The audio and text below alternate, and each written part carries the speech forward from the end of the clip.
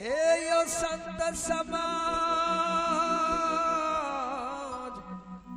बाबा हो,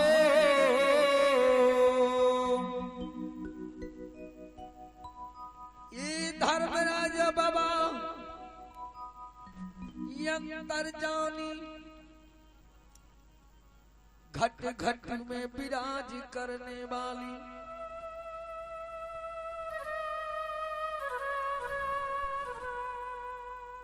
अंतर जानी धर्मराज बाबा गरबी के गौरव के आधार करैया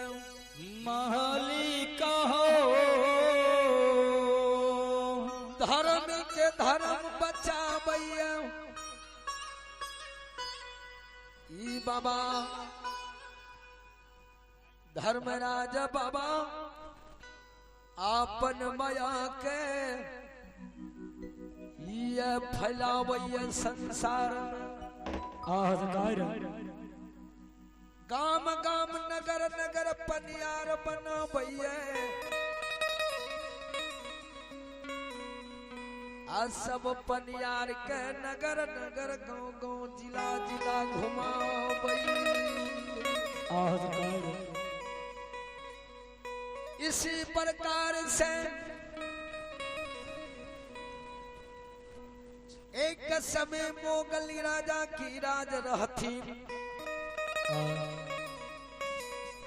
मोगल राजा की राज में भक्ति नहीं चलत रहे। जे भक्ति राम नाम के उच्चारण करे रहे जाओ जाओ कलमा मोगल राजा सिपाही से पकड़ा के और जिंदा भपसी में झोंक दे रही।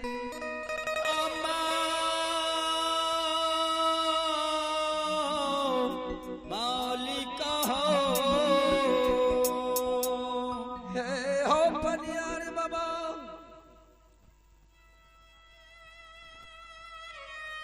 वे समय में बाबा सारा भगतिया का तंग कर रहे मोगल राजा।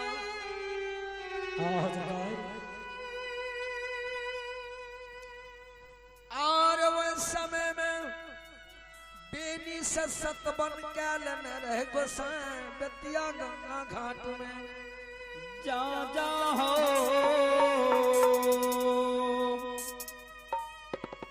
जबकि बेनी बाबा के पसंद कल के पनियारी में रखल के बेनी घाट पर गंगा में पैस के कह रहे बेनी बाबा हे हो माली महली कहो हमारा भगती तू गछावे छ सत मन करावे छ गंगा में अतहो गंगा में पैस के हमरा साथ सत करो जा जा कल के की सत करब बेनी तू हमरा पनियार बनावे छ हमरा जी नरबी लाख गाई 64 वन में चरबै छियै। ई 90 लाख गाय के चरबै छियै गोबर करसी ले छियै दूध दुहि के नित दिन सखुआ मोहन के भेजे छियै। जा जा हो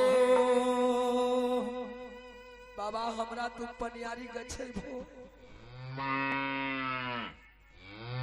ई गाय के चरैते गोबर करसी के लेते के नित दिन दुहि के दूध सखुआ मोहन गोसे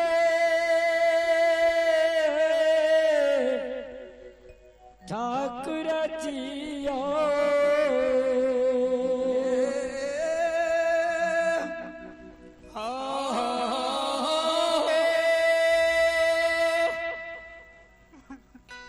धर्मराज बाबा अगर ये तू तीनों चारों जमान हमर गए छिला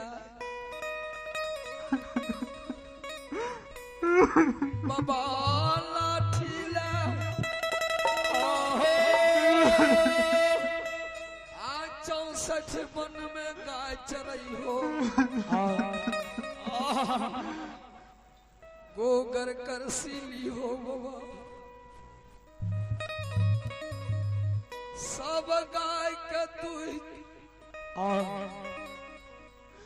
नित दिन बाबा जो सखुआ